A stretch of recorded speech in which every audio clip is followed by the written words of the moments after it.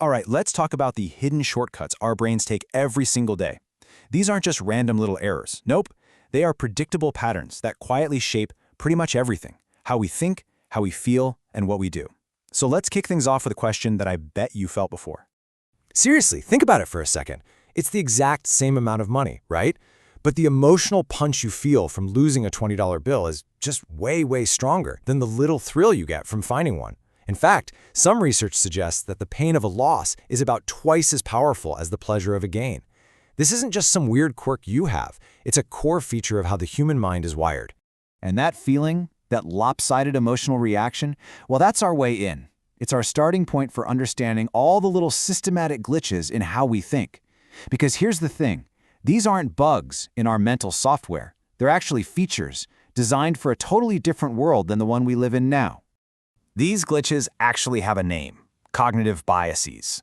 You can think of them as the brain's attempt to be super efficient. I mean, we are bombarded with information every second of every day. So to cope, our brain creates these little mental shortcuts, heuristics, to speed things up.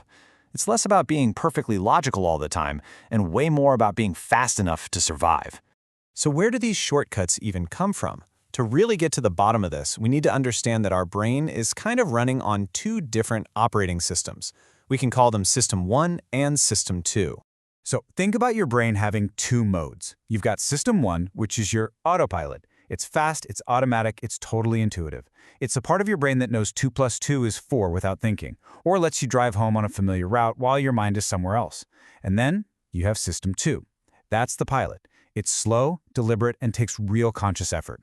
That's what you fire up when you're solving a tricky math problem or trying to parallel park. And here's the key. Most of our day, we are just cruising on autopilot. And hey, this isn't just some neat theory. This comes from the work of Nobel Prize winner Daniel Kahneman. As he said, our autopilot, System 1, is constantly feeding us these complex ideas and gut feelings. But it's only the slow, methodical pilot, System 2, that can actually organize those into logical thoughts. And here's the kicker.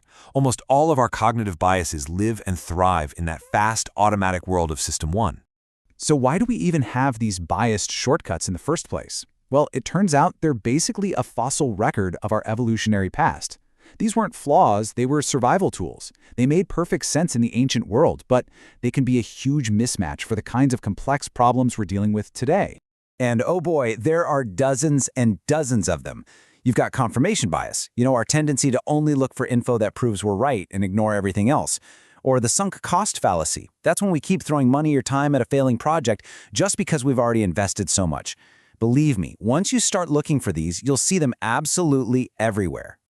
Okay, let's zoom in on one of my absolute favorites, the endowment effect. This is that weird little habit we have of thinking something is way more valuable just because it's ours. You know that random coffee mug you got at an office party? You probably wouldn't go out and buy it for $5, but if someone offered you $5 for it, suddenly you're not so sure you want to sell. That's the endowment effect right there. But just how deep does this bias really go? Is it just a funny little human quirk?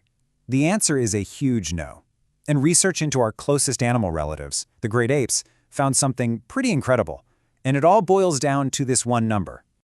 This is where you can really see the ancient, survival-based roots of these biases.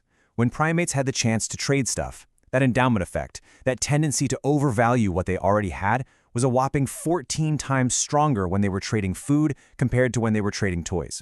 It makes perfect sense, right? For our ancestors, letting go of food you already possessed was a massive survival risk. This bias isn't some logical error, it's a leftover survival instinct. Okay, so if these biases are basically hardwired into our brains, are we just doomed to make irrational choices forever? No, absolutely not. While we can't just hit a delete button on these mental shortcuts, we can learn to spot them and manage their influence. It's all about learning how to think a little smarter, not necessarily harder. The main strategy here has a bit of a fancy name: cognitive debiasing. But honestly, it's just a fancy term for a really simple idea. It's about consciously hitting the brakes on your mental autopilot. It's about recognizing a moment where a bias might be pulling the strings and deliberately switching from that fast, gut reaction System 1 to your slow, more analytical System 2. So how do you actually do that? Well, here's a simple but incredibly powerful 3-step toolkit. First, just pause. Take a breath. Acknowledge that your gut feeling might be a bias talking, and ask yourself one simple question: what might I be missing here? Second, actively consider the opposite. I mean, literally go out and look for information that proves your initial belief wrong. This is a great way to break out of that confirmation bias bubble. And third, get some outside input. Ask someone you trust for their take. It's amazing how easily other people can spot the blind spots we can't see in ourselves. Look, if there's only one thing you take away from all of this, let it be this next point. The fight against bias isn't won with some complex algorithm or by trying to be perfectly logical. It starts with something much, much simpler. At the end of the day, this isn't about trying to erase our instincts or turn into some perfectly rational robot. I mean, that's impossible, and honestly, who would want that? It sounds exhausting. The real goal is just to become a more aware human being. Simply knowing that these biases exist and knowing that you and everyone else have them is the single most powerful first step you can take towards making better, more thoughtful decisions. So I'll leave you with a challenge. Now that you know about these hidden shortcuts running in the background of your mind, what's one belief, one assumption, one gut feeling that you're willing to just pause and challenge first? Thanks for joining me.